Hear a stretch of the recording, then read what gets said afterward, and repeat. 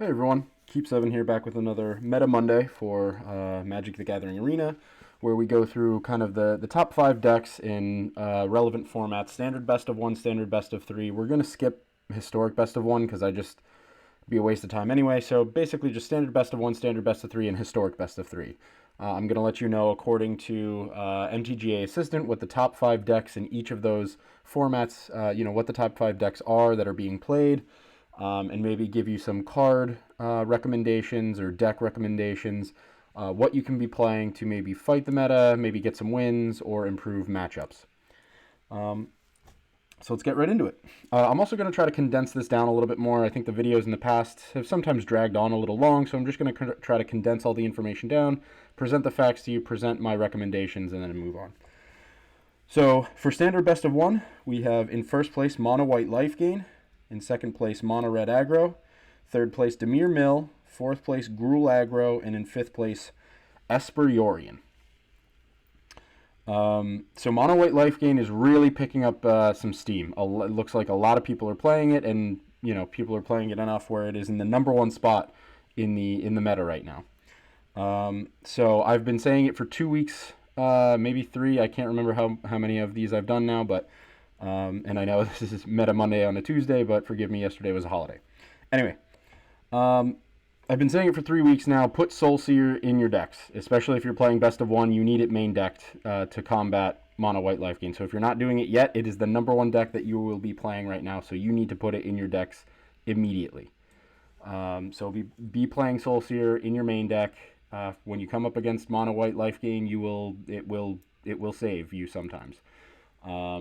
When you're playing against other things, like, if you come up against Mono Green, it gets rid of Lovestruck Beasts. It still has its uses, so it is kind of not the best card to be playing, but it will help you in the Mono White Life Gain matchups. And if it's the most played deck, you'll run into it a lot, and it will be a handy card to have.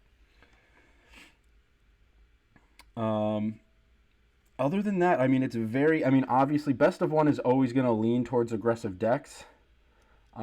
So it might be difficult to give this advice, but maybe try a mid-range deck. If everyone's only playing aggro, like Mono Green Food might kind of be in a decent place in a best of 1 format. Because if you're playing Mono Red hates Lovestruck Beast, and if you're running 4 Lovestruck Beasts in a food deck, you can just shut them down, and you can buy yourself your time to get the bigger threats that they can't handle out there.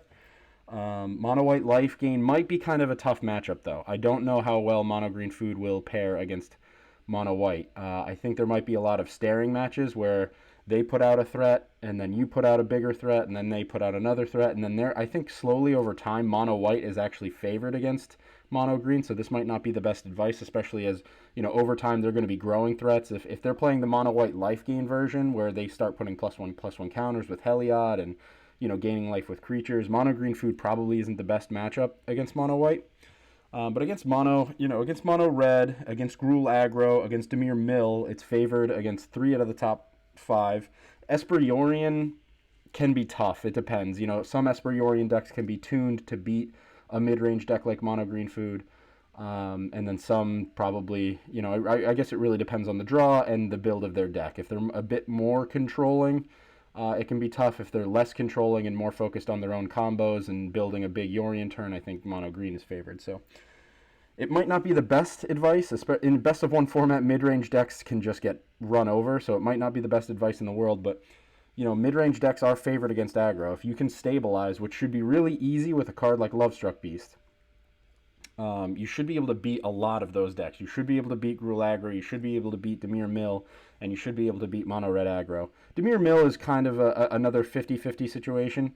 According to the statistics, Mono Green Food is favored against Dimir Mill, but in my experience, I really feel like Dimir Mill is one of those decks, or Dimir Rogues Mill, Dimir Rogues, whatever you want to call it. If they have the right draw, if they have the right, opening hand, I really think it's the best deck in the format. It can beat pretty much anything. But, so that might be a 50-50, so really you're just targeting Gruul and Mono Red. But, I think if Mono White Life Gain is just, I think, probably the best deck in that format. It can target, it can put up a big wall against Mono Red, buy itself time, and then just go bigger. It can do the same thing against Gruul. Dimir Mill, I definitely think Mono White is favored against, Dimir Rogues. And Esper Yorion, I think it's better than. Um, so I would play Mono White, and I mean, obviously, that just sounds like bad advice because I'm telling you to play the deck that everybody else is playing. But if you want to try something different, maybe Mono Green, maybe some sort of mid range decks. Maybe, if any of you are fans of Golgari mid-range like I am, maybe just try to throw that in the rotation. But I don't think that, mid-range decks would particularly have a great matchup against Mono White Life Gain, because eventually Mono White Life Gain is an aggro deck that can go big. So it would be tough. So that's my advice. Keep main decking Soul Seer for the Mono White matchup. Maybe try a mid-range deck in standard best of one, considering it's all aggro. And the big card to be playing would be Lovestruck Beast to give you that early wall to put up and buy yourself time to try to go bigger than your opponents. It has potential. It might not work out. So next we have standard best of three. In first place we have Gruul Aggro, where it's been for God knows how long. 2 Dimir Rogues has picked up a little bit of traction. I think it was like the third or fourth decks, and now it's moving up into the second deck again. I'll explain why I think that is. In third place, Mono Green Food. In fourth place, Dimir Control. And in fifth place, Esper Yorion. So a little bit of movement here. So Dimir Rogues, I think, is improving its matchups across the board because people are starting to main deck Lull Mage's Domination. Using that card can really swing a game against Gruul, against Mono Green, stuff like that. So Dimir Rogues is clearly using, yoink effects, Lull Mage's Domination to adjust for a creature-based meta and a going big and going fast creature-based meta. Gruul Aggro still sitting at the top. Mono Green in the third space. I think Mono Green obviously preys upon and can perform against Rogues. Again, I still think that Dimir Rogues and Mono Green Food is kind of like a 50-50. But according to the statistics, Mono Green is favored against Rogues. So I think Mono Green moving up into the top 5 is probably partially because there's so many Rogues out there. So if you're playing Mono Green Food, you have a favorable matchup according to the statistics. So, my advice for a standard best of 3 would be to play Mono White and Mono Red.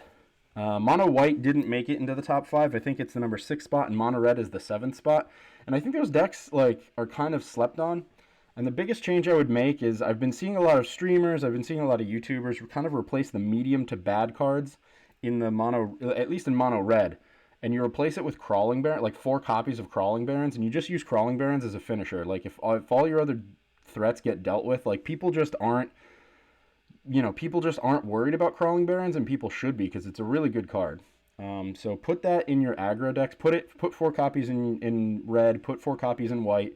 Take out your medium to bad cards. So in white, if you're playing mono white aggro and not really focusing so much on life gain, you don't need 4 Speaker of the Heavens. So go down to 3.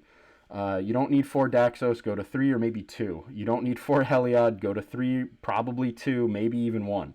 And just make cuts on those kinds of cards. And just put in 4 copies of Crawling Barons. In mono red aggro, you don't need 4 Phoenixes. You probably only need 2 Phoenixes. I really don't think you need 4 Rimrock Knights. You probably only need 2 Rimrock Knights. Other cards you can trim. I mean, Annex is obviously really good, but do you need 4 of him? He's legendary. You don't want to have 2 of them in your starting hand, or you don't want to draw one off the top if you already have one in your hand. So, there are a lot of medium to bad cards that can really get trimmed, that you can replace with Crawling Barons, and it's just Crawling Barons will win you more games than those medium to bad cards will win you games. So that's my advice. Just play those kind of fringe decks, those decks that are almost in the top 5, because I think they perform better than people think they will, and they have a strong matchup against a lot. Like Gruul Aggro has a tough time with Mono White, and sometimes maybe even potentially Mono Red can go faster than Gruul. The thing about Gruul is sometimes it just has awkward mana. The thing Gruul has over Mono Red is that the Innkeeper can draw cards. It just has more ways to draw cards. And eventually Gruul goes much bigger with things like the Great Henge. They both obviously have Embercleave. But I think Mono Red can get to Embercleave faster. And sometimes, Gruul can have a tough time. Like if Mono Red is just going that much faster, Gruul can have a tough time getting in the way. The only thing Gruul has to really save it, I think, is Lovestruck Beast. If an early Lovestruck Beast just shuts Mono Red down, can be pretty tough. But if they don't have it, which they always end up having it, but if they don't have a Lovestruck Beast, Mono Red can get going real quick and put a lot of pressure on, and Gruul just has to start digging for answers and stuff like that. I think Soul Seer main decked can be really helpful in Mono Red aggro right now.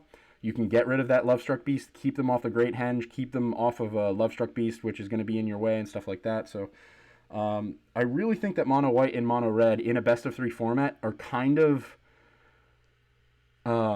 underrated and kind of can overperform, especially if you include Soul Seer in Mono Red and Crawling Barrens in Mono Red, and I would say put Crawling Barrens in your Mono White Life Gain or Mono White aggro deck.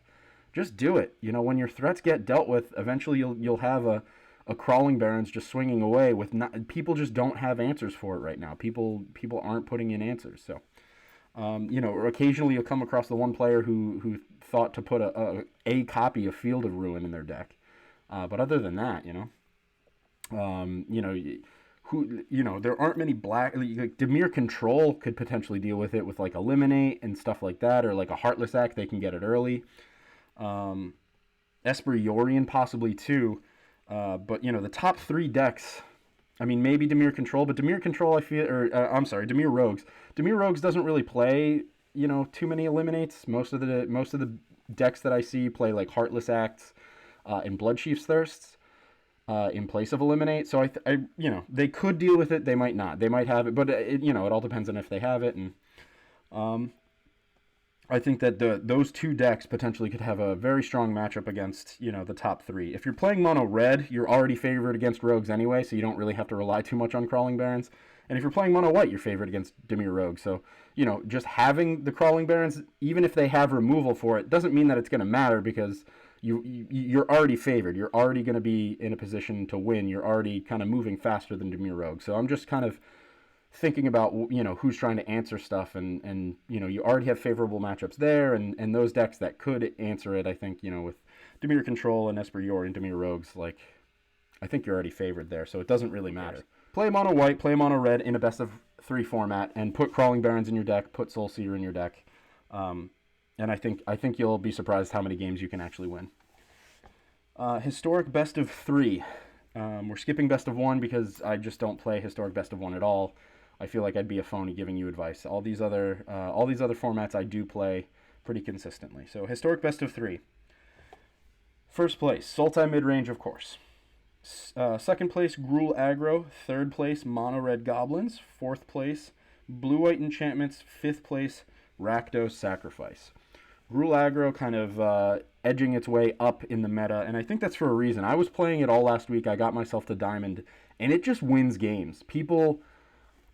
I don't know how people aren't prepared for it, but people weren't prepared for it, at least in the past couple weeks. And it's just play a strong hand, get your Burning Tree Emissary out with like a Voltaic Brawler or another powerful 2-drop, and just keep swinging. And people just, like, Sultai can't keep up with it. Sultai is terrible against it. I eat Sultai for breakfast. And the Gruul Aggro also, it's not just Gruul Creatures Embercleave. It's Gruul Creatures Collected Company in Embercleave. And honestly, I think Embercleave is the weakest card in the Gruul Aggro deck. I really do. I think that Embercleave is just a combat trick for the mirror. If you come up against another Gruul Aggro deck, you're really using, it's whoever gets their Embercleave first, or a good Collected Company. If you don't whiff on Collected Company or you can get an Embercleave out first, I think you win those games. So I really, really think that the strongest card in the deck is Collected Company, and the weakest card in the deck is really Embercleave, and Embercleave is really just a combat trick. So in my Gruul Aggro deck, I only play 2 Embercleaves, and I play 4 Collected Companies. And I wouldn't change that. I wouldn't do 3. I've seen some decks play like 3 and 3, 3 Collected Company, 3 Embercleaves, and I would not do that. I would play 100% play 4 Collected Companies and only 2 Embercleaves. If you want to play 3, that's fine. I think that's too much top end though. Other considerations to make if you're playing Gruul, I wouldn't rely too much on Questing Beast. I would just try to play a lot faster than Questing Beast, and only have 1 to 2 copies of Questing Beast in your main deck, period, at all, or if at all. If you want to put him in your sideboard for certain matchups, I guess, but if you're main decking him, 1 to 2 copies, and I would not go any higher. I think I only run one. Man, so Gruul Aggro is perfect. For me, I see Gruul Aggro as a very good deck, very strong in the meta right now. Has a lot of good matchups, can go faster. Like, Mono Red Goblins, it beats Mono Red Goblins, because Mono Red Goblins takes too many turns off in the early game to set up. It's Muxus, it's Krenko, it's this, it's that, it's other thing. You beat Mono Red Goblins. I've beaten it easily, like 2 games, yeah, a 2-0 way too many times.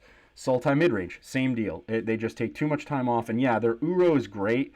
But when you're just smashing face so often that three life and a card isn't enough, it can really be devastating. Some of the more controlling builds of Sultai midrange can be difficult. If they're running Cry of the Carnarium and every board wipe, Extinction Event and every other board wipe known to man, it can be kind of tough. But I think you can play around them pretty easily. And if you pace your threats well and then Collected Company at the right, you hold your Collected Company, you pace your threats, you pace your Embercleave, all that stuff. I think you really should not have a tough time with Sultai. Gruul Aggro in the mirror, obviously just hold onto your Embercleaves. But I think Collected Company is even better in the mirror than an Embercleave. So, then in 4th place we have Blue-White Enchantments. I don't really know what advice to give Blue-White Enchantments players. I don't play it that often myself. And then in 5th place with Rakdos Sack. So I guess the best advice I could give for this week for Historic Best of 3 is if anybody was watching the MPL weekend, the Call Time Qualifier, the MIQ, the Call Time Qualifiers and stuff, Jund Sacrifice, which is basically Rakdos Sacrifice, splash green for like Gilded Goose and Collected Company, performed really, really well. Jund Sac had a positive win rate against almost every deck that was being played. At least I think it was like in the MPL weekend. I don't know about Mythic qualifiers. Obviously, people can post their deck lists and say, and they can post on Twitter about how they did. I didn't really collect all the information there, but at least in the MPL weekend, there was a matchup matrix where it looked like it was in the green for almost every single matchup for Jund Sacrifice. So, and a lot of pros were swearing by that deck. I think the top 3 decks were like the Sultai or 4-color midrange, Gruul Aggro, and Rakdos Sacrifice and or Jund Sacrifice. And a lot of pro players were saying that Jund Sacrifice, so the splash for green, was just the strongest deck. I've played it myself, and I maybe I just didn't play it enough, but I just felt like it relied too much on RNG. Casting, it really relies on casting Collected Company and it going well. It forgoes some interaction in to fit 4 Collected Companies into the deck.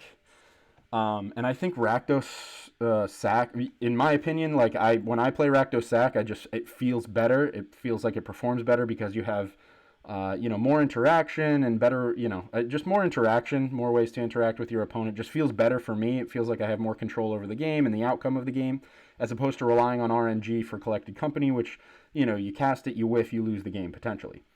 Or you cast it and it goes great and you win the game. So it's just like, I feel better playing Rakdos than I do playing Jund, but clearly a lot of pros are just saying it's just better. So, maybe give it a try. Hopefully it goes better for you than it does for me.